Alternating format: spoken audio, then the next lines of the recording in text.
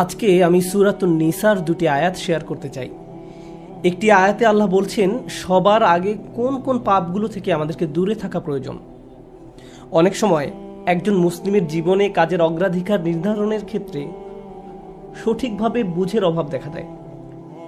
কিছু কিছু কাজ অন্য কাজের চেয়ে বেশি গুরুত্বপূর্ণ, অন্যান্য কাজের চেয়ে আপনার নামাজ বেশি জরুরি। ইসলামের এমন অনেক আমল রয়েছে যা জীবনকে সৌন্দর্যমণ্ডিত করে তুলবে, কিন্তু সেই কাজগুলো গুরুত্বর দিক থেকে নামাজের কাছাকাছি পর্যায়েও নেই, বা পাপ কাজের ক্ষেত্রেও এরকম প্রাধান্য রয়েছে। অনেক আমল রয়েছে যেগুলো আমাদের করা উচিত, যেমন ঘরে প্রবেশের সময় ডান পা দিয়ে প্রবেশ করা উচিত, টয়লেটে প্রবেশের সময় বাম পা দিয়ে প্রবেশ করা উচিত, এবং নির্দিষ্ট দোয়াগুলো পড়া উচিত। এ ধরনের আমলগুলো করার চেষ্টা থাকা উচিত, এগুলো উপেক্ষা করার কোনো সুযোগ নেই। কিন্তু এমন অনেক পাপ কাজ রয়েছে যেগুলো করা কবিরা গুনাহ। অনেক সময় এই অগ্রাধিকার নির্ধারণের ক্ষেত্রে মানুষ যখন সঠিক জ্ঞানের অভাব থাকে তখন তারা ছোট ছোট ব্যাপারকে বেশি গুরুত্ব দেয়। তারা নিশ্চিত করতে চায় যে আমি অমুক অমুক সুন্নাহ ঠিকভাবে পালন করছি তো, অমুক অমুক দোয়াগুলো নিয়মিত পড়ছি তো, শুক্রবারে সূরাতুল কাহফ পড়ছি তো, ইত্যাদি ইত্যাদি। তো তারা ছোট ছোট আমলগুলো সঠিকভাবেই আদায় করে, কিন্তু একই সময়ে চোখের সামনে থাকা বিশাল বিশাল গুনাহগুলো অনায়াসেই করে ফেলে। করার সময় দ্বিতীয়বার চিন্তাও করে না। যেমন ধরুন হারাম উপার্জনের টাকা, জিনা করা, সুদ, এরকম বড় বড় গুনাহ, বিরাট বিরাট শয়তানি পাপগুলো সে অনায়াসেই করে যায়। মনে হয় যেন চোখ থাকতেও সে অন্ধ। ছোট ছোট আমলগুলো আপনি ঠিকই গুরুত্ব দিয়ে করে যাচ্ছেন, যেন মনে মনে ভালো ফিল করতে পারেন যে যাক আমি তো ধর্ম পালন করছি। এজন্যই কুরআন আমাদেরকে বিভিন্ন আমলের সঠিক অনুপাত ঠিক করে দিয়েছে। আল্লাহ এই আয়াতে বলছেন, ইনতাজতানিবু কাবাইরা মা তুনহাউনা আনহু, যদি তোমরা নিষিদ্ধ কাজের বড় বড়গুলো হতে বিরত থাকো। সুতরাং দেখা যাচ্ছে এমন অনেক বড় বড় পাপ রয়েছে যেগুলো থেকে আমাদের অবশ্যই বিরত থাকতে হবে। যদি আমরা এটা করতে পারি তাহলে ছোট ছোট পাপের ক্ষেত্রে আল্লাহ বলছেন নুকাফিরু আনকুম সাইয়্যাতিকুম, তাহলে আমি তোমাদের ছোট ছোট পাপগুলো ক্ষমা করে দেব। অর্থাৎ আগে সিরিয়াস ব্যাপারগুলো যত্ন নাও। কোরআন যেগুলোর উপর গুরুত্ব আরোপ করেছে, যেমন টাকা উপার্জনের বিষয়টা, কিভাবে আমরা টাকা আয় করি এবং কিভাবে তা ব্যয় করি, সে ব্যাপারে আগে যত্নবান হওয়া, এটা খুবই সিরিয়াস একটা ব্যাপার। আমাদের আশেপাশে যারা আছে তাদের অধিকারের ব্যাপারে সাবধান থাকা, যারা এতিম বা অভাবগ্রস্ত তাদের দেখাশোনা করা। সূরা মাউনে আল্লাহ বলছেন ফাযালিকাল্লাযী ইয়াদউল ইয়াতীম, সেই ব্যক্তি যে এতিমকে গলা ধাক্কা দেয়। এগুলো বড় ধরনের পাপ। তারপর যেভাবে আমরা আমাদের ব্যবসা বাণিজ্য চালাই, কেউ যদি আপনার কাছে টাকা পায়, কোনো কন্ট্রাক্ট মানতে যদি ওয়াদাবদ্ধ হন, কোনো সেবা প্রদান করার জন্য যদি আপনাকে বেতন দেয়া হয়, কাজের ক্ষেত্রে সততা বজায় রাখা। ঠিক একইভাবে কোরআনে বর্ণিত সবচেয়ে ভয়ঙ্কর পাপগুলোর একটি হলো সুদ। একইভাবে আমাদের পবিত্রতা রক্ষা করা, অর্থাৎ জেনা ব্যভিচার থেকে বিরত থাকা, এটা কবিরা গুনাহ। এটা এত বড় গুনাহ যে আল্লাহ বলছেন লা তাকরাবুজ জিনা, ব্যভিচারের কাছেও যেও না। অন্যান্য ছোট ছোট গুনাহে তোমরা হয়তো জড়িয়ে পড়বে। হতে পারে তোমার নামাজে যথেষ্ট মনোযোগ ছিল না, অজুটাও হয়তো উত্তম রূপে করা হয়নি। হতে পারে যখন নামাজ পড়ছিলে তখন অন্য কোথাও মন পড়েছিল। হতে পারে হজ বা উমরা করার সময় কিছু কিছু নিয়মকানুন ঠিকমতো পালন করতে পারোনি। কখনো কখনো হয়তো ধৈর্য হারিয়ে ফেলেছিলে। এই ছোট ছোট বিষয়গুলো ক্ষমা করে দেওয়া হবে, কারণ তোমরা বড় বড় পাপ থেকে বিরত ছিলে। ছোট বড় পাপের এমন একটি তারতম্য কোরআনে জোর দিয়ে উপস্থাপন করা হয়েছে।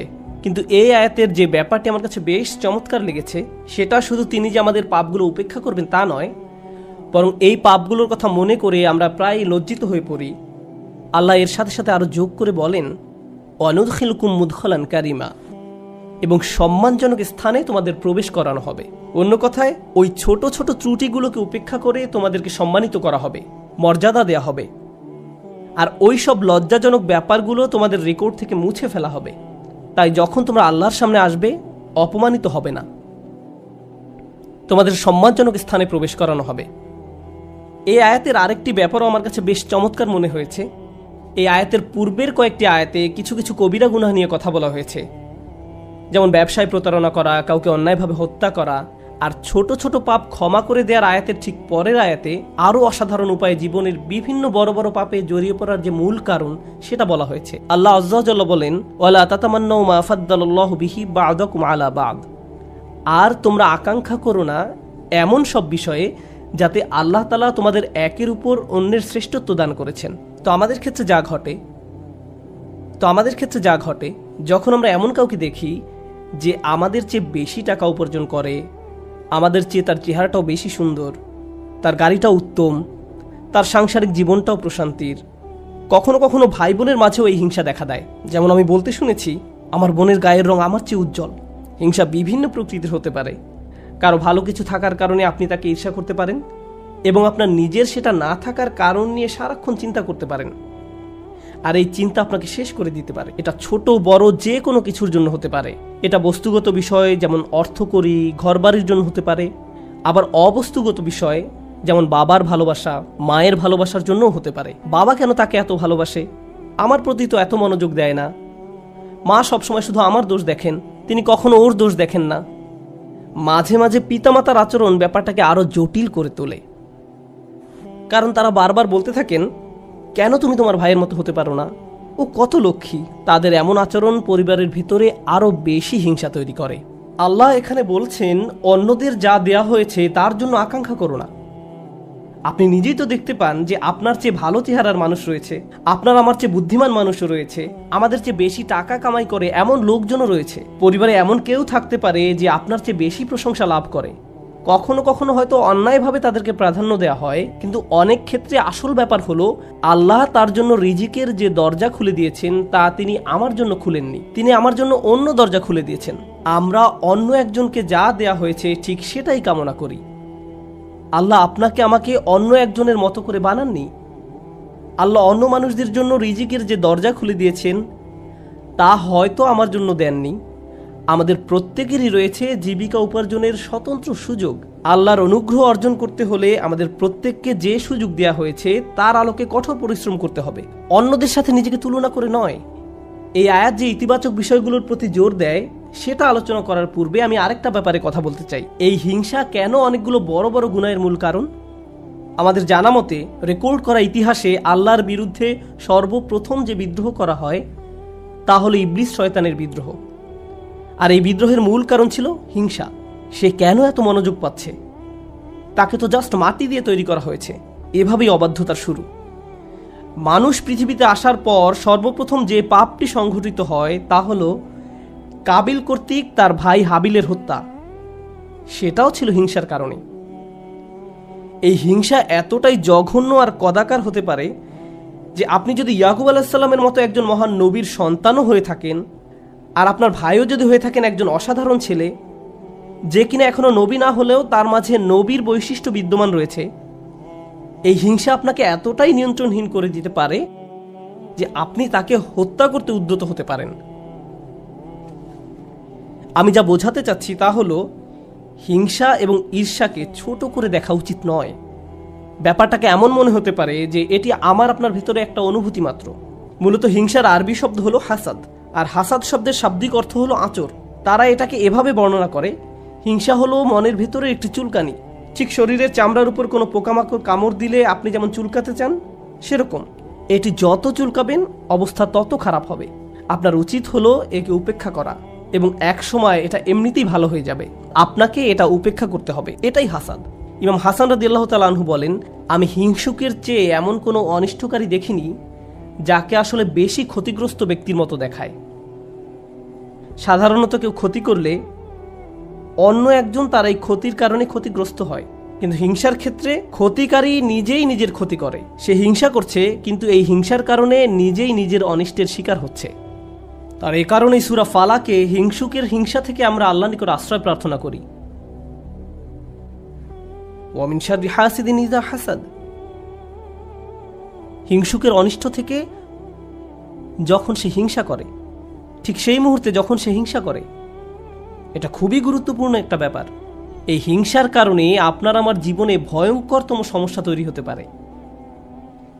এখন আমি নিজেকে বিশ্লেষণ করতে চাই। যখন আমি নিজেই অন্যকে হিংসা করতে শুরু করি, তখন কোন কোন ধরনের নিয়ামত থেকে নিজেকে বঞ্চিত করি? যখন আমি নিজেই অন্যের উন্নতি সহ্য করতে পারি না, ব্যাপারটা আর একটু খোলাসা করে বলছি। তামান্নি জাওয়ালিন নি'মা লিদুনিহি। আপনি ইচ্ছা করেন যে তার যেন এই নিয়ামতটি না থাকে। ব্যাপারটা এমন নয় যে আচ্ছা ওই ভাই খুবই শক্তিশালী, আমি যদি তার মতো শক্তিশালী হতাম। না না না, আমি ইচ্ছা করি যে সে অসুস্থ হয়ে পড়ুক আর আমি শক্তিশালী হয়ে উঠি। আপনি ইচ্ছা করেন তার মাঝে যেন ওই ভালো বিষয়টা না থাকে। কোন কারণে সে ওইটা পাবে? আচ্ছা, সে প্রমোশন পেয়েছে, এখন আমারও ইচ্ছা হয় যে আমিও যেন প্রমোশন পাই। না না না, হিংসা হলো আমি চাই সে বরখাস্ত হোক আর আমি প্রমোশন পাই। আপনি তার ব্যর্থতা দেখতে চান, আপনার ভেতরের কিছু একটা চায় তার যেন পতন ঘটে। তার পতনের ফলে আপনার জীবিকায় সমৃদ্ধি আসে না, আপনার এতে কোনো উপকার হয় না, তবু আপনার ভেতরের কিছু একটা তার পতন কামনা করে। যদি তার পতন ঘটে তাহলে আপনার কাছে তা ভালো লাগবে। এটাই হলো হাসাদ। কিভাবে এটা একজনের ভালো দিক ধ্বংস করে দেয়? আমরা ইবলিস শয়তান সম্পর্কে জানি। আল্লাহ তাকে ফেরেশতাদের কাতারে রেখেছিলেন, এর চেয়ে উন্নত কোনো মর্যাদা হতে পারে না। কিন্তু হিংসা তাকে এত উচ্চ পর্যায় থেকে একেবারে নিম্নতম পর্যায়ে নামিয়ে দিয়েছে, আল্লাহর নিকট থেকে বহু দূরে সরিয়ে দিয়েছে। চিন্তা করতে পারেন, এত বড় মর্যাদা কেড়ে নেওয়া হলো, এর মূল কারণ ছিল হিংসা। চিন্তা করতে পারেন, মূল কারণ হলো নিজেকে অনেক বড় কিছু মনে করা। হিংসার কারণে হত্যার মতো জঘন্য অপরাধ সংঘটিত হলো। আল্লাহ সূরা আরাফে বর্ণনা করেন, কাআন্নামা কাতালান নাসা জামিআ, সে যেন গোটা মানব জাতিকে হত্যা করলো। হিংসার কারণে হত্যার মতো জঘন্য অপরাধ সংঘটিত হলো, আর এই মহাপাপের মূল কারণও ছিল হিংসা। এই সকল উদাহরণের মূল শিক্ষা হলো আমাদের নিজেদেরকে ভালো করে বিশ্লেষণ করে দেখা উচিত আমরা নিজেরা এই রোগে আক্রান্ত কিনা। ভালো করে খতিয়ে দেখা উচিত আমাদের মাঝে এই ঘৃণ্য ব্যাধিটি আছে কিনা। মানুষ শুধু টাকা পয়সা নিয়ে হিংসা করে না, মানুষ প্রায় সব কিছু নিয়েই হিংসা করে। পরিবারের সবার মনোযোগের কেন্দ্রবিন্দু হওয়া, এটা এমনকি ধর্মীয় পরিমণ্ডলেও ঘটতে পারে। ভাই জানেন, অমুক শায়েখ, তার ভিডিও মানুষ বেশি দেখে। আপনি তার ফলোয়ারদের সাথে নিজের ফলোয়ারদের তুলনা করছেন কেন? মাহফিলে তাকে কেন প্রধান বক্তা করা হলো, তাকে কেন সবচেয়ে ভালো সময় বক্তব্য দিতে দেয়া হলো? এমন ঘটনা মসজিদেও ঘটতে পারে। ভাই দেখেছেন তারা কত টাকা তুলেছে, আমরা এত টাকা তুলতে পারিনি। আর এই মনোভাব প্রতিযোগিতায় সীমাবদ্ধ থাকে না, হিংসায় পরিণত হয়। কেন তারা আমাদের চেয়ে ভালো করছে? এই হিংসা এমনকি ধর্মীয় পরিমণ্ডলেও আঘাত করতে পারে। মদিনায় আসার পর সাহাবীরা ধারণা করেছিলেন মদিনার ইয়াহুদিরা সবার আগে ইসলাম ধর্ম গ্রহণ করবে। এ সম্পর্কে কোরআনে এসেছে, আফাতাতমাউনা আইয়ুমিনু লাকুম, তোমরা কি আশা করো যে তারা তোমাদের কথা ঈমান আনবে? কারণ তারা আহলে কিতাব, তারা ওহী অবতীর্ণ হওয়া সম্পর্কে অবগত ছিল। তারা রাসূল সাল্লাল্লাহু আলাইহি সাল্লামকে সেভাবে চিনতো যেভাবে তারা তাদের ছেলে মেয়েদের চিনতে পারত। এর কারণ ছিল আসলে হিংসা। তারা এই ব্যাপারটা মেনে নিতে পারেনি যে নবী প্রেরণের অনুগ্রহটি বনী ইসরায়েলদের কাছ থেকে অন্যদের কাছে চলে যাবে। তারা চাইতো ওহী মুহাম্মদ সাল্লাল্লাহু আলাইহি সাল্লামের কাছে না এসে তাদের কারো কাছে আসুক। জীবনের এমন কোনো দিক নেই যেখানে হিংসার আক্রমণ হওয়ার সম্ভাবনা নেই।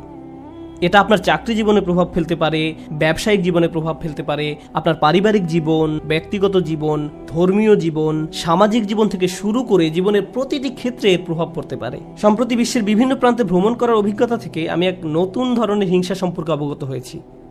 অনেক বোন এসে আমার কাছে প্রশ্ন করেন, এটা বলার কারণে হয়তো আমি সমস্যায় পড়তে পারি, যাই হোক, কোরআনে কেন পুরুষদের জন্য অমুক অমুক বিধান দেয়া হয়েছে আর নারীদের জন্য সম্পূর্ণ ভিন্ন বিধান দেয়া হয়েছে? পুরুষদের কেন বোরকা পরতে হয় না? আমাকে এই প্রশ্ন করা হয়েছিল। ডিভোর্স আইনের ক্ষেত্রে দেখা যায় আইনগুলো কেমন যেন পুরুষের অনুকূলে। মহিলারা জান্নাতে কি পাবে? আমি বলছি না যে এই প্রশ্নগুলোকে উপেক্ষা করতে হবে, কিন্তু এখানে একটা ব্যাপার আমাদের সাবধান থাকতে হবে। আমরা আল্লাহ সুবহানাহু ওয়া তাআলা সম্পর্কে কথা বলছি। তিনি যখন কোনো বিধিবিধান নাজিল করেন, এই বিধানগুলো আমি প্রবর্তন করিনি, আমি শুধু এই বিধানগুলো বোঝার চেষ্টা করেছি এবং শেখানোর চেষ্টা করছি। কিন্তু যিনি এই বিধানগুলো দিয়েছেন তিনি হলেন সবচেয়ে দয়াবান, ভালোবাসাপূর্ণ এবং সবচেয়ে ন্যায় বিচারক।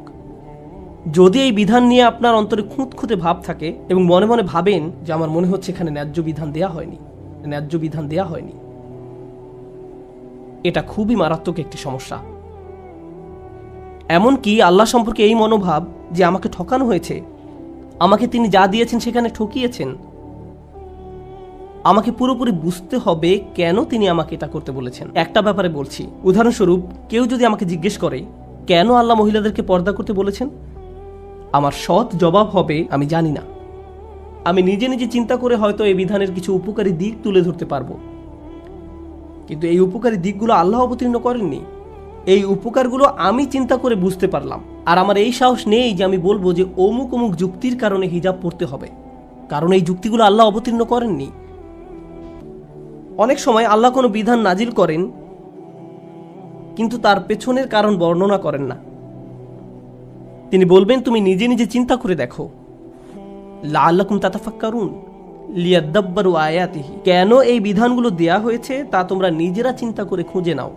তবে একটা ব্যাপার আমি নিশ্চিত জানি, যে বিধানই তিনি অবতীর্ণ করেন না কেন তা আমাদের প্রতি তার অপার অনুগ্রহ মাত্র। আল্লাহ এই আয়াতগুলোতে কি বলছেন? উত্তরাধিকার সম্পত্তি বন্টনের বিষয় বর্ণনা করা আয়াতগুলোর পরে এসেছে। ইসলামে সবাই সমান উত্তরাধিকার সম্পত্তি পায় না, নারী এবং পুরুষ সমান সম্পত্তি পায় না। তারা মেয়ে, স্ত্রী, মা যেই হোক না কেন সমান সম্পত্তি পায় না। তাই আল্লাহ কি বলেছেন?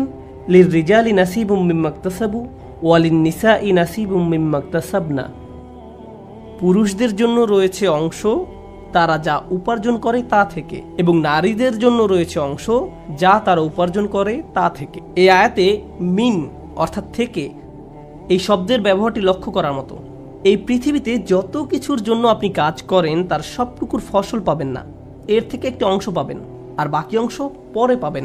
অথবা আপনি কাজ করেছেন কিন্তু তার কিছু অংশ সুফল পাওয়ার যোগ্য ছিল না, যেমন হয়তো আপনার নিয়ত শুদ্ধ ছিল না, কাজটা যথেষ্ট পরিশুদ্ধ ছিল না, তাই আপনি আপনার কাজের সেই অংশের মূল্য পাবেন যা মূল্য পাওয়ার যোগ্য ছিল। তাই আল্লাহ বলছেন পুরুষরা কি পাবে তার জন্য একটি মান আমি নির্ধারণ করে রেখেছি, আবার নারীরা কি পাবে তার জন্য একটি মান আমি নির্ধারণ করে রেখেছি। তারপর তিনি বলছেন ওয়াসআলুল্লাহ মিন ফাদলিহি, কুরআনের অসাধারণ একটি বাক্য। এর অর্থ হলো আর আল্লাহর কাছে তার অনুগ্রহ প্রার্থনা করো। এখানে ফাদল দ্বারা শুধু অনুগ্রহ বোঝায় না। হিংসার ক্ষেত্রে হিংসুক ব্যক্তি মনে করে অমুক আমার চেয়ে বেশি ফাদল পেয়েছে, অমুক ব্যক্তি সম্পত্তির দিক থেকে আমার চেয়ে বেশি ফাদল বা অধিক আনুকূল্য পেয়েছে, অথবা চেহারা সুরতের দিক থেকে বা সুযোগ সুবিধার দিক থেকে বেশি আনুকূল্য পেয়েছে। বাসায় কোনো মেয়েও এমনটা অনুভব করতে পারে, কারণ তার বোন বিয়ের সব প্রস্তাব পাচ্ছে কিন্তু সে পাচ্ছে না, আমার বোন আমার চেয়ে বেশি ফাদল পেয়েছে। আল্লাহ বলছেন যদি তুমি ফাদল পেতে চাও তাহলে আল্লাহর অন্য কোনো সৃষ্টির চেয়ে বেশি চাওয়ার পরিবর্তে সরাসরি আল্লাহর কাছ থেকে নিজের জন্য ফাদল চাও। নিজেকে অন্যদের সাথে তুলনা করা বন্ধ করো, বরং আল্লাহর নিকট থেকে তুমি নিজের জন্য কি পেতে পারো তার দিকে মনোযোগ দাও। মনে মনে ধরে নাও যে আশেপাশে কারো কোনো অস্তিত্ব নেই, অন্যদের কি আছে সে সম্বন্ধে চিন্তা ভাবনা করা বন্ধ করো। মনের উপর যদি এরূপ নিয়ন্ত্রণ প্রতিষ্ঠা করতে পারেন তাহলে খুবই সুখী জীবনযাপন করতে পারবেন। যদি কখনো এমনটা হয় যে তুমি ক্লাসে বসে আছো, স্যারের বক্তব্য শুনতে পাচ্ছ কিন্তু কিছুই বুঝতে পারছো না, মনে মনে ভাবছো আমি জানি না আমি কোন স্বর্গে বাস করছি, কিন্তু তোমার পাশের ছেলে বা মেয়েটি প্রতিবার হাত তুলে স্যারের প্রত্যেকটা প্রশ্নের জবাব দিচ্ছে আর তোমার মন বিষিয়ে উঠছে। মনে মনে ভাবছো যদি মেয়েটাকে কষে একটা চড় দিতে পারতাম, আমি তাকে সহ্য করতে পারছি না, কারণ সে সব প্রশ্নের উত্তর দিচ্ছে। তোমার সকল মনোযোগের কেন্দ্রবিন্দুতে এমন একজন যে তোমার চেয়ে বেশি বুদ্ধিমান, যে স্যারের প্রিয় ছাত্র, যে সকলের মনোযোগ পাচ্ছে, যার কারণে তোমার নিজেকে খারাপ ছাত্র মনে হয় বা যার কারণে তারা তোমাকে লজ্জা দিচ্ছে। কিন্তু একটা ব্যাপার কি তুমি খেয়াল করেছো? তুমি সেখানে বসে আছো শুধু তুমি এবং শিক্ষক। তুমি এখানে এসেছো শিখতে, অন্যের দোষ না দিয়ে তোমার উচিত নিজেকে দোষ দেয়া। হায় হায় আমি আমার মনোযোগ হারিয়ে ফেলেছি। নিজের কাছে ব্যাখ্যা দাবি করো কেন তুমি মনোযোগ হারালে। প্রশ্ন করতে গিয়ে লজ্জা অনুভব করো না। তুমি এখানে এসেছো নিজের উন্নতি সাধন করতে, অন্যদেরকে নিজের মূল্য বোঝাতে নয়। তুমি এই জন্য শিখতে আসনি। একই কথা প্রযোজ্য চাকরির জায়গায়, পরিবারের। অন্য কাউকে বেশি দাম দেওয়া হচ্ছে বলে আপনি নিজেকে গুটিয়ে ফেলবেন না। যদি কোনো অন্যায় করা হয় আপনি কথা বলুন, কোনো কিছু যদি বলার থাকে বলুন। যদি কোনো কিছু আপনাকে বিরক্ত করে ভেতরে ভেতরে জ্বলবেন না এবং এটাকে বড় হতে দিবেন না, নিজের ভেতরে ঘৃণা তৈরি হতে দিবেন না। আমরা আল্লাহর নিকট যে দোয়াগুলো করি তার একটি হলো ওয়ালা তাজআল ফি কুলুবিনা গিল্লাল লিল্লাযিনা আমানু, ঈমানদারদের বিরুদ্ধে আমাদের অন্তরে কোনো বিদ্বেষ রেখো না। যখন আমরা কিয়ামতের দিন তার সামনে দণ্ডায়মান হব তখন যেন আমাদের অন্তরে ঈমানদারদের বিরুদ্ধে কোনো গিল বা খারাপ অনুভূতি না থাকে। আমরা দুনিয়াতেও এটা চাই না, আর জান্নাতে আল্লাহ আমাদের থেকে তা দূরে রাখুন। তাই এই ব্যাপারটা পার্থিব জীবনে ঘটতে পারে।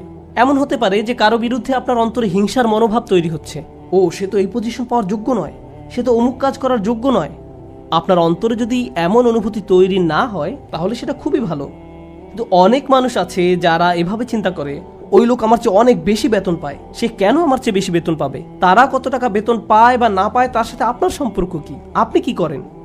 আপনি কি অর্জন করেছেন? আপনার যদি মনে হয় যে আপনার আরো বেশি বেতন পাওয়া উচিত, তাহলে ব্যাপারটা যথাযথ কর্তৃপক্ষকে বলুন। ওয়াসআলুল্লাহ মিন ফাদলিহি, আল্লাহর কাছে তাঁর অনুগ্রহ প্রার্থনা করুন। ইন্নাল্লাহা কানা বিকুল্লি শাইইন আলিমা, নিঃসন্দেহে আল্লাহ তাআলা সর্ববিষয়ে জ্ঞাত। যখন আমরা অন্যের সাথে নিজেকে তুলনা বন্ধ করব, যখন পুরুষ বা নারী হিসাবে কি পেলাম বা কি পেলাম না এসব নিয়ে চিন্তা করা বন্ধ করব, অমুক অমুক ব্যক্তির কারণে আমি পেছনে পড়ে আছি এমন চিন্তা করা বন্ধ করব, আপনার এবং আল্লাহর মাঝে আর কেউ নেই। যদি কোনো বিষয়ে অগ্রগতি অর্জন করতে চান, সরাসরি আল্লাহকে বলুন ওয়াসআলুল্লাহ মিন ফাদলিহি। অন্যথায় সারা জীবন ধরে কেবল অন্যের বিরুদ্ধে অভিযোগই করে যেতে পারবেন। কিভাবে তারা আপনার প্রতি অন্যায় করেছে, কিভাবে তারা আপনাকে সুযোগ থেকে বঞ্চিত করেছে, কিভাবে সবাই পেয়েছে কিন্তু আপনি পাননি। আর এভাবে অভিযোগ করলে আপনার জীবন তো দুর্দশাগ্রস্ত হবেই, আপনার কারণে আপনার আশেপাশের মানুষের জীবনও দুর্বিষহ হয়ে পড়বে। এই আয়াতটি নিয়ে সর্বশেষ যা শেয়ার করতে চাই, বিশেষ করে যখন আমরা তেলাওয়াত করি ওয়া মিন শাররি হাসিদিন ইযা হাসাদ, এখানে ইযা শব্দটির দিকে বিশেষ মনোযোগ দিন। কেউ কেউ বলেন এখানে হাসাদকে বর্ণনা করা হয়েছে একটি গুণ হিসেবে, শুধুমাত্র শব্দগতভাবে ইসমে ফাইল হিসেবে নয়, বরং একজন মানুষের একটি খারাপ গুণ হিসেবে, অর্থাৎ এমন ব্যক্তি যার মাঝে হিংসার প্রবণতা আছে। কিন্তু ইজা শব্দটি একটি বিষয়ের প্রতি বিশেষ ইঙ্গিত করে। আপনার মাঝে যদি এই গুণটি থেকে থাকে, তাহলে কোনো এক সময় কুৎসিত উপায়ে এর প্রকাশ ঘটবে, আজ না হোক কাল। খারাপ কিছু একটা আপনি করে বসবেন, কারণ আপনার মাঝে খারাপ গুণটি আছে। আপনি নিজেও হাসিদ হতে চান না, হিংসুক হতে চান না। আবার যারা হিংসা করে তাদের অনিষ্ট থেকে বাঁচতে চান। আমরা দোয়া করি আল্লাহ যেন আমাদেরকে হিংসুক হওয়া থেকে রক্ষা করেন, এবং যারা আমাদের বিরুদ্ধে হিংসা করে তাদের অনিষ্ট থেকেও যেন রক্ষা করেন। আল্লাহ যেন আমাদের ভালো কাজগুলোকে নষ্ট হওয়া থেকে রক্ষা করেন। আমরা জানি রাসূল সাল্লাল্লাহু আলাইহি সাল্লাম বলেছেন, আগুন যেমন শুকনো কাঠ জ্বালিয়ে ফেলে, তেমনি হিংসাও একজন ব্যক্তির ভালো কাজগুলোকে জ্বালিয়ে দেয়। কেন তিনি এমনটি বলেছেন? কারণ যখন আপনার মাঝে হিংসা দেখা দেয়, তখন আপনার পক্ষে কৃতজ্ঞ হওয়া অসম্ভব। কারণ যখন হিংসা করেন তখন আপনার কি নেই কেবল তা নিয়েই আপনি চিন্তা করেন। আর আল্লাহর সাথে আমাদের সম্পর্ক নির্ভর করে একটি বিষয়ের উপর, তা হলো আমাদের কি কি আছে তা সব সময় স্বীকার করে যাওয়া। এভাবেই আমরা আল্লাহর প্রতি কৃতজ্ঞ হয়ে উঠি। যদি আপনার অন্তরে হিংসার বসবাস থাকে, তাহলে কোনোভাবেই আপনার পক্ষে আবদান শাকুরা অর্থাৎ আল্লাহর কৃতজ্ঞ বান্দা হওয়া সম্ভব নয়। আল্লাহ আযজা ওয়া জাল্লা আমাদের অন্তর থেকে হিংসা দূর করে দিন, আমাদেরকে সত্যিকার অর্থে কৃতজ্ঞ বান্দা বানিয়ে দিন। আল্লাহ সঠিকভাবে তার অনুগ্রহ চাওয়ার মতো তৌফিক দান করুন এবং আমাদের জীবনকে আরও সুন্দর করে দিন। বারাকাল্লাহু লি ওয়া লাকুম ফিল কুরআনিল হাকিম ওয়া নাফা'নি ওয়া ইয়্যাকুম বিল আয়াতি ওয়াজ যিকরিল হাকিম।